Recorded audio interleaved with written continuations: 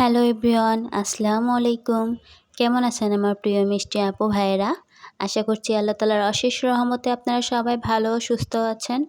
আমি নিজেও আলহামদুলিল্লাহ আল্লাহর অশেষ মেহেরবানিতে ভালো আছি। সবাইকে ওয়েলকাম করছি টুনাটুনির সংসার চ্যানেলের নতুন আরেকটি সুন্দর ও সাদামাটা লাইফস্টাইল ব্লগ ভিডিওতে। আজকে শেয়ার করব মেহমান আসা উপলক্ষে পুরো বাসাটা সুন্দর করে গুছিয়ে নেওয়ার কিছু মুহূর্ত।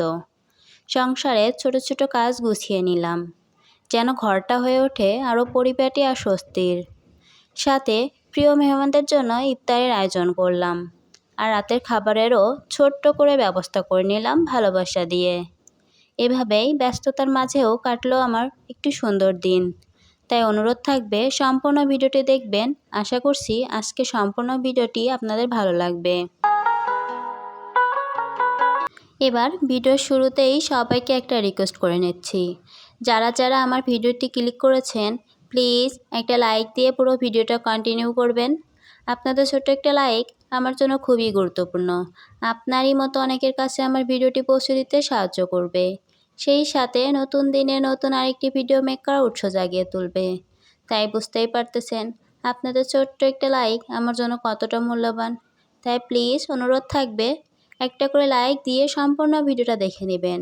আশা করছি সম্পূর্ণ ভিডিওটা আপনাদের কাছে ভালো লাগবে। আজকের ভিডিওটি শুরু করেছি দুপুর থেকেই। মেহমান আসবে যেহেতু, তাই সকাল থেকেই কাজে নেমে পড়েছিলাম। সকাল থেকে দুপুর পর্যন্ত যে কাজগুলো করেছিলাম সেগুলো আমি ক্যামেরা অফ করেই করে নিয়েছিলাম। যেহেতু মেহমান আসবে, সংসারে অনেক কাজই আছে, সব কিছু ক্যামেরা অন করে করতে গেলে অনেকটা লেট হয়ে যাবে। তাই সকাল থেকে দুপুর পর্যন্ত যে কাজগুলো করেছিলাম সেগুলো অফ ক্যামেরাতেই করে নিয়েছি। এবার দুপুরে গোসল করার পরে চলে এসেছি পুরো বাসাটা একটু গুছিয়ে নেওয়ার জন্য। বাসাটা গোছাতে বলতে প্রথমে বেডরুমের চাদরটা চেঞ্জ করে নিয়েছি। বেডরুমের চাদরটা চেঞ্জ করে সুন্দর একটা সাদা বিছানার চাদর পেরে নিয়েছি। তারপরে পুরো রুমটা একটু ঝাড়ু দিয়ে এবার চলে এসেছি গেস্ট রুমটা গুছিয়ে নেওয়ার জন্য। গোসলের আগেই কিন্তু পুরো বাসাটা সুন্দর মতন করে মুছে নিয়েছিলাম, সেগুলো ক্যামেরা অফ করেই করে নিয়েছিলাম। ওই যে বললাম সব কিছু দেখাতে গেলে অনেক লেট হয়ে যাবে কাজ করতে। আর মেহমান আসলে আমি বেশিরভাগ সময় ক্যামেরা অফ করে অনেক কাজ করে নিই। তবুও আজকে টুকটাক ভিডিও ক্লিপ নিয়ে এসেছিলাম, সেগুলো আপনাদের মাঝে শেয়ার করব। এদিকে কিন্তু আমি বেডরুমটা সুন্দর মতো গুছিয়ে নিয়েছি। এবার চলে এসেছি গেস্ট রুমটা গুছিয়ে নেওয়ার জন্য। গেস্ট রুমের যে বিছানা চাদরটা ছিল সেটা উঠিয়ে নিয়েছি। তারপরে আবারও একটা সুন্দর চাদর বিছিয়ে নিয়েছি। আমি কিন্তু অফ ক্যামেরাতে 2 রুমের পর্দাগুলো চেঞ্জ করে নিয়েছিলাম। শুধু বিছানার চাদরটা চেঞ্জ করার সময় আপনাদের মাঝে একটু শেয়ার করেছি। সব কিছু গুছিয়ে এক নজরে আমার পুরো বাসাটা আপনাদের মাঝে আজকে একটু শেয়ার করব। এভাবে কিন্তু কখনোই আমার পুরো বাসাটা আপনাদেরকে দেখানো হয় নাই। তাই আজকে ভাবলাম একটু এক ঝলকে আপনাদেরকে পুরো বাসাটা দেখিয়ে দিই। এই যে আমার বেডরুম থেকে বের হয়ে আসলেই আমাদের একটু পরেই গেস্ট রুম। গেস্ট রুমটা সুন্দর করে গুছিয়ে নিয়েছিলাম। সাথে ইফতারের আয়োজনের জন্য অনেক কিছুই টেবিলে রেডি করে নিয়েছিলাম। বেডরুমটা দেখিয়ে গেস্ট রুমটা একটু দেখিয়ে দিলাম। এবার চলে যাব আমার শখের বেলকনিটা আপনাদের মাঝে একটু দেখিয়ে দিব। যেহেতু সব কিছুই দেখানো হচ্ছে তাই ভাবলাম বেলকনিটা কেন বাদ যাবে। তার জন্য বেলকনিটা একটু গুছিয়ে নিলাম। তবে বেলকনিটা একটু এলোমেলো হয়েছিল, ওখানে একটু আগেই বসেছিলাম, যার কারণে কুশন বালিশগুলো একটু এলোমেলো হয়ে আছে। সব কিছু গুছিয়েই আমি অফ ক্যামেরাতে কিন্তু সব কাটাকাটি বাটাবাটি করে নিয়েছিলাম। এবার চলে আসবো রান্নার প্রস্তুতির জন্য। যেহেতু রাতের খাবার এবং ইফতারের আয়োজন করব, তাই একটু তাড়াতাড়ি সব কিছু রান্নার ব্যবস্থা করব, যাতে সব কিছুই আমি ইফতারের আগে কমপ্লিট করতে পারি। আর যেহেতু গ্যাসের অনেক সমস্যা, তাই একটু তাড়াতাড়ি এসেছি। ভাগ্যিস ভালো, আল্লাহর রহমতে ওই দিন পুরো সারা দিনটাই গ্যাস ছিল। আমি বেশ আরামেই রান্নাটা করতে পেরেছিলাম। এবার আমি প্রথমে গরুর মাংসটা বসিয়ে দিব। যেহেতু গরুর মাংসটা হতে একটু টাইম লাগে, তাই ভাবলাম প্রথমে এটা বসিয়ে দিই, তার সাথে আমি টুকিটাকি কাজগুলো করে নিতে পারবো।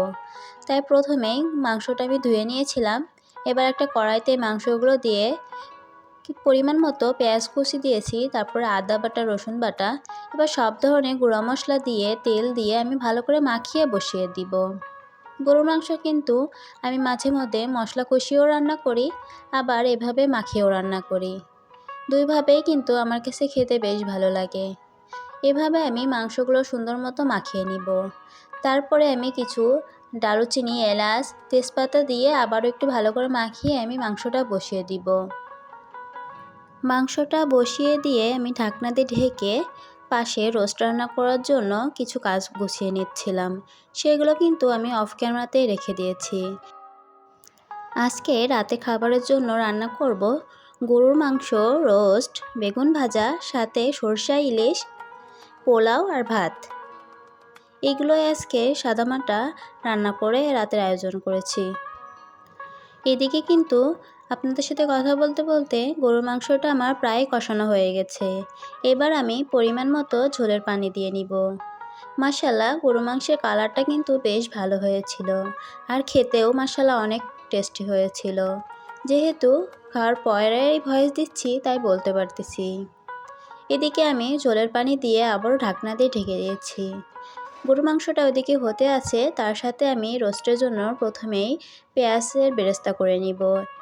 এইদিকে আমি পেঁয়াজ বেরেস্তা করে নিয়েছিলাম, পাশে কিন্তু আমার হাজব্যান্ড মাংসগুলো নেড়ে দিচ্ছিল। আজকে রান্না করার সময় আমার হাজব্যান্ড আমাকে অনেকটা হেল্প করেছে, যার কারণে আমি অনেকটা স্বস্তি পেয়েছি। এমনকি অনেকটা কাজ সহজ হয়ে গেছে। আমার হাজব্যান্ড কিন্তু সবসময়ই এরকম আমার অনেক কাজে হেল্প করে। এটা কিন্তু আমার কাছে বেশ ভালো লাগে। কাজ করার সময় যখন হাজব্যান্ড একটু এসে হেল্প করে তখন কিন্তু কাজটা করতে অনেক ভালো লাগে। এবার আমি রোস্টটা রান্না করার জন্য রোস্টের মুরগিগুলো একটু লবণ দিয়ে হালকা করে তেলে ভেজে নিয়েছি। সুন্দর মতো হালকা করে ভেজে নিয়েছি। তার সাথে রান্না করার জন্য সব রকম মশলা দিয়ে আমি একসাথে রেডি করে রেখেছিলাম। এখানে টক দই, রোস্টের রেডিমেড যে মশলাটা ছিল রাঁধুনির ওটা, সাথে আদা বাটা, রসুন বাটা এবং একটু গুঁড়ো মশলা দিয়ে আমি আগে থেকে ম্যারিনেট করে রেখে দিয়েছিলাম। এইভাবে মশলাটা ম্যারিনেট করে রেখে দিলে কিন্তু রোস্টের টেস্টটা অনেক দ্বিগুণ বেড়ে যায়। তাই আমি মাঝে মধ্যেই এভাবে রোস্টের জন্য মশলাটা রেডি করে নিই। এবার একটা কড়াইতে তেল দিয়ে তার মধ্যে আমি মশলাগুলো দিয়ে একটু কষিয়ে নিয়েছিলাম। এর মধ্যে কিন্তু আমি একটু পেঁয়াজ বেরেস্তাও দিয়েছিলাম, সেটা স্কিপ হয়ে গেছে। এবার রোস্টগুলো দিয়ে নিচ্ছিলাম, তারপরে আমার হাজব্যান্ড রোস্টের মুরগিগুলো একটু নেড়ে দিচ্ছিল। এবার আসি ভিডিও রিলেটেড আরও একটা কথা বলে নিচ্ছি। যারা যারা আমার চ্যানেলে নতুন ভিজিট করছেন, আপনাদের যদি লাইফস্টাইল ব্লগ ভিডিও দেখতে ভালো লাগে তাহলে চাইলে আপনি আমার চ্যানেলটি সাবস্ক্রাইব করে পাশে থেকে যেতে পারেন। সাবস্ক্রাইব করে পাশে থাকার বেল আইকনের অল অপশনটি বাজিয়ে রাখবেন, যাতে পরবর্তী কোনো ভিডিও দিলে আপনাদের কাছে নোটিফিকেশন পৌঁছে যায় এবং আপনারা সময় সুযোগ করে আমার ভিডিও দেখে নিতে পারেন। আর আমার ভিডিওর যদি কোনো অংশে কিংবা আমার ভিডিওর কথা বা কাজের কোনো অংশে ভালো লেগে থাকে তাহলে চাইলেই সুন্দর একটি কমেন্ট করে আপনাদের মতামতটি জানিয়ে যেতে পারেন। আর ভিডিওটি যদি খুব বেশি ভালো লেগে থাকে তাহলে চাইলে ফ্রেন্ডস আর ফ্যামিলির মাঝে শেয়ার করে দিতে পারেন। আর আপনি যদি অলরেডি সকল কাজ করে থাকেন তাহলে আপনাকে জানাই অসংখ্য ধন্যবাদ। আর এদিকে কিন্তু আপনাদের সাথে কথা বলতে বলতে আমি রোস্টটা মশলার সাথে কষিয়ে নিয়েছিলাম, তার মধ্যে পরিমাণ মতো একটু লিকুইড দুধ নিয়ে দিয়ে রোস্টটা সুন্দর মতো রান্না করে নিয়েছি। বাকিটা আর আপনাদের মাঝে শেয়ার করা হয় নাই। রোস্টটা রান্না করার পরে আমি এখানে হাতে মাখিয়ে সরষা ইলিশটাও রান্না করে নিয়েছি। ইলিশ মাছটা রান্না করার পরে আমি বেগুন ভেজে নিয়েছিলাম। বেগুন ভাজার কথাটা আপনাদেরকে বলতে ভুলে গিয়েছিলাম। বেগুন ভাজার সময় আমি ক্যামেরাটা অফ করে রেখেছিলাম। যেহেতু ইফতারের সময়টা চলে আসছিল তাই অনেক তাড়াহুড়োর মধ্যেই করছিলাম, তাই তখন আর ক্যামেরাটা অন করা হয় নাই। এইবার চলে এসেছি ইফতারের জন্য। প্রথমে আমি পেঁয়াজও ভেজে নিব। এখানে আমি প্রথমে পেঁয়াজগুলো সুন্দর মতন করে ভেজে নিচ্ছিলাম। মেহমান আসা সত্যিই অনেক বড় একটি নিয়ামত, কারণ মেহমান হলো আল্লাহর রহমত। তাই মেহমান আসবে শুনলেই আমার মনটা অন্যরকম ভালো লাগায় ভরে যায়। মেহমান আসলে আমার খুব ভালো লাগে। তাদের জন্য নিজের হাতে রান্না করা, যত্ন করে ইফতারি বা খাবারের আয়োজন করা, এই ছোট ছোট কাজগুলো করতে আমার ভীষণ ভালো লাগে। আমি চেষ্টা করি ভালোবাসা আর আন্তরিকতা দিয়ে তাদের আপ্যায়ন করতে। যখন দেখি তারা আনন্দ নিয়ে খাচ্ছে, গল্প করছে, তখন মনে হয় আমার সব পরিশ্রমই সার্থক। আসলে মেহমানদের জন্য কিছু করতে পারা, নিজের হাতে রান্না খাওয়ানো আর তাদের সুন্দরভাবে আপ্যায়ন করা, সব মিলিয়ে মনটা ভরে যায় এক অদ্ভুত ভালো লাগায়। এই ভালো লাগার অনুভূতিটাই যেন সংসারের সুখকে আরও বাড়িয়ে দেয়। এদিকে কিন্তু আপনাদের সাথে কথা বলতে বলতে আমি পেঁয়াজগুলো সুন্দর করে ভেজে নিয়েছি। পেঁয়াজগুলো ভেজে এখানে আমি চিকেন নাগেটসগুলো ভেজে নিচ্ছি। এই পেঁয়াজ ও চিকেন নাগেটসগুলো আমি তো আগে থেকেই ফ্রোজেন করে রেখে দিয়েছিলাম, তাই খুব একটা ঝামেলা হয় নাই, শুধুমাত্র ভেজে নিলেই হয়ে গিয়েছে। এবার চলে এসেছি বেগুনিগুলো ভেজে নেওয়ার জন্য। বেগুনিগুলো কিন্তু আমি প্রায় অফ ক্যামেরাতেই ভেজে নিয়েছি, প্রায় শেষের দিকে আপনাদের মাঝে একটু শেয়ার করেছি। এখানে আমি সুন্দর মতো সবগুলো বেগুনি ভেজে নিয়েছি। বেগুনিগুলো ভেজে আমি অফ ক্যামেরাতে ছোলাটা রান্না করে নিয়েছিলাম। তারপরে আমি অফ ক্যামেরাতে সব খাবারগুলো রেডি করে নিয়েছি। এখানে অনেক রকম ফল ছিল, সাথে ইফতারের জন্য শরবতও বানিয়েছিলাম। সেগুলো কিন্তু আমি অফ ক্যামেরাতেই করে নিয়েছি, কারণ সব কিছু দেখাতে গেলে কাজের অনেকটা দেরি হয়ে যেত। ইফতারের আগে সব কিছু কমপ্লিট করতে পারতাম না, তাই বেশিরভাগ জিনিসই আমি অফ ক্যামেরাতে করে নিয়েছি। এবার বেডরুমের মেঝেতে পাটি পেরে আমরা সবাই বসে ইফতারিটা করে নিব। এদিকে আমার হাজব্যান্ড সবাইকে শরবতটা দিয়ে নিচ্ছিল। মাশাআল্লাহ, শরবতটা দেখতে যেমন সুন্দর হয়েছিল, খেতেও তেমন ভালো হয়েছিল। সবাই কিন্তু অনেক পছন্দ করেছিল।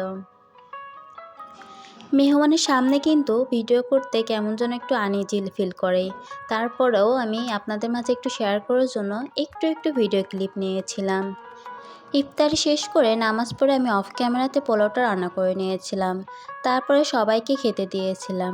খাবারের কিন্তু কোনো ভিডিও ক্লিপ নেওয়া হয় নাই, তাই একটা পিক উঠিয়েছিলাম, সেটাই আপনাদের মাঝে শেয়ার করলাম কি আয়োজন করেছিলাম। এবার সবাইকে খেতে দিয়েছি। আজকের মতো এখানেই বিদায় নিচ্ছি। সবাই ভালো থাকবেন, সুস্থ থাকবেন। আল্লাহ হাফেজ। আসসালামু আলাইকুম।